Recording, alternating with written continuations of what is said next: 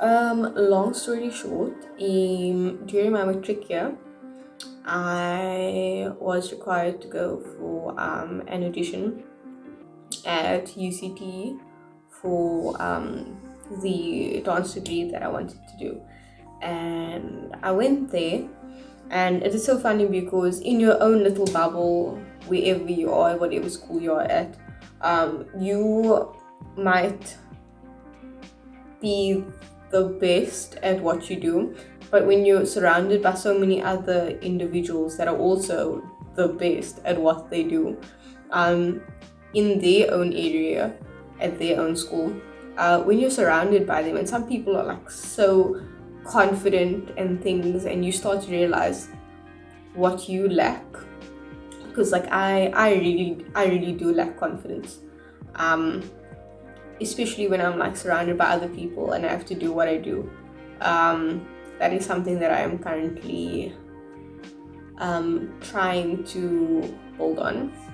But anyway, I went there, and then they were like, "You're not good enough," and that also completely broke me down to a point where I didn't know what I was going to do, and they were like, "Don't even bother coming back for the second audition." But I went for the second audition and I got in, so that's that.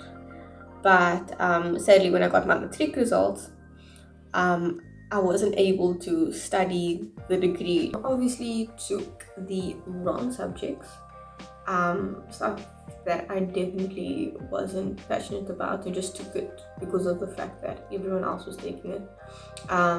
So yeah, when I got my matric results, I wasn't able to study the dance degree that I wanted to study because of my physics mark, and I literally just missed that cutoff mark for physics that would have allowed me to study the degree that I wanted to study. And I was so devastated, I was so heartbroken, and my mom was like, "Why are you being so hard on yourself?" Especially because I got 99% on my matric report for dance studies, and I came second in the Western Province for dance studies during my matric year. Someone else had gotten 100%. I was also hard on myself for that.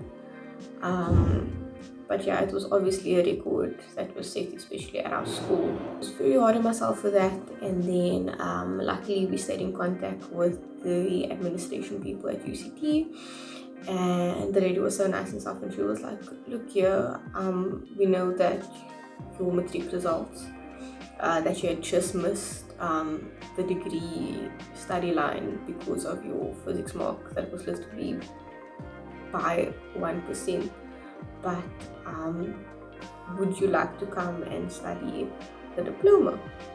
And I was like, "Okay, cool, like, but like what's the difference between the degree and the diploma?" And she was like, "So the difference is that the diploma is 3 years, the degree is 4 years, but should you decide to do the advanced diploma, the diploma qualification would be the exact same as the degree qualification, so you would end up studying 4 years. The only thing is that when you do the degree, you have to do electives. When you do the diploma, you don't have to do electives." And at that point, like, I was so heartbroken and stuff, and mom was just like, "Look here, do this. You are passionate about it. Once you get into UCT, you are in. Take it from there." And I did that, and I was honestly just so proud of myself for taking that step, because if I hadn't, I don't think I would have been able to achieve the things that I have achieved. Because I mean, despite being in the diploma program, there are courses that we do with the degree people as well, that I've gotten awards for that the degree people haven't. So I just really feel like the mindset that people have, you know what I mean? Like, someone might have taken subjects in high school that they were like really passionate about, and they knew, "Look here, through these subjects, I'd be able to get into university and do a degree." Whereas other people might have been peer pressured into taking certain subjects in high school, and then obviously not getting the outcome that they wanted when receiving the matric results and then having to do something completely different to what they wanted to do because of the external pressure that was coming in. So I was one of the more fortunate people to have gotten the opportunity that I had gotten. And I am definitely not going to stop doing what I do because I'm very passionate about it, and I feel like all my achievements as well during this university phase of my life has proven how passionate I am about what I do. So yeah, and I just want to say, like, to those out there that are currently in a position where like you feel peer pressured by external forces to take up the subject or to do this or to do that, don't do anything that you do not feel comfortable doing or that you don't enjoy, because if you're going to do that, you are really going to get nowhere in life. And what other people say does not matter. It just shows that if you really want to make something happen, you try anything to get that thing to work. So enough about the sad stuff now. So CAFTA, why I believe in CAFTA. Create awareness for the arts initiative had started during my matric year. There was some very funny business like going on and things, and all of us were just very anxious about what was happening, and just the level of support we were getting, I guess, from these like institutions and stuff, because there was such like a hierarchy where it was like sports is everything, academics is over here, and then in the middle is whatever, and at the bottom is the arts. But it was just so ironic that when there were events, like big events and stuff, then all of a sudden we were good enough to perform and things over there. But should we need to have like, I don't know, like some form of support, like some forms of support, we wouldn't get it. I mean, during my matric year, the floor that I danced on in the studio was broken because of the lack of funding for the arts. That was very frustrating. And I just feel like overall there is lots of stereotypes associated with dance, especially in like a high school context, because some people assume that because you take up dance or music or whatever the case may be, it's that you're stupid and you're unable to grasp like a theoretical component, which is so stupid, because people in the arts have to balance a theoretical component with a practical component, while the rest of you sit over there and all you have to do is theory. Just saying, no shade intended.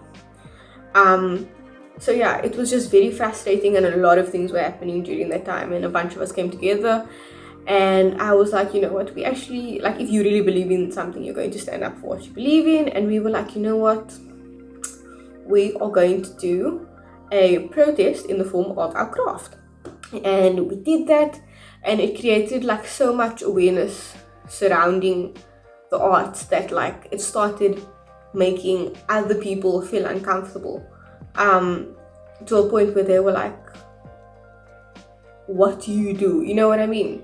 So it just escalated from there, and a group of us decided to take this further. Let's take this into the northern suburbs, the area in which we live in, and we are going to do good through our craft. And we did lots of charity events, we did like musical events as well. And then I matriculated and university life started, and it was very hectic, but we managed to do other events as well with All Mutual and so forth. And then 2019 was a mess, because 2019 was a very hectic year for some of our members, as some of them just started off in matric, and I was in university, and a lot of our other members were also in university or busy with work and stuff. And then 2020 happened, COVID-19 happened, and it just took me back, because it made me realize that during this pandemic there are a lot of people in the art industry that are not getting paid, and that are not even being recognized on a, I don't know, like on a government platform kind of thing, you know what I mean? Like there are retail workers and businesses that are paying out their people because they are getting funding, and then there's the arts industry that's just like going. But ironically, everyone is watching TV series and movies and listening to music and is wanting free online yoga and exercises and dance stuff, but no one's getting paid. And that just made me realize that, you know, like create awareness for the arts should do the things that they wanted to do back then and just bring it to where we are now. So we are currently running lots of digital projects due to COVID-19, and once COVID-19 is done, is that a thing? Can COVID-19 be done? We don't know. We would like to do more face-to-face projects with different companies and organizations just to create awareness, and this is specifically going to happen in the northern suburbs because I feel like the northern suburbs there is a lack of representation, and people's perspectives on the arts over here is just, it's ridiculous, and these perspectives are usually passed down from generation to generation, and I'd be damned if I'd let my great-grandchildren still believe that in order to get somewhere in life you need to take maths and science, and that is that.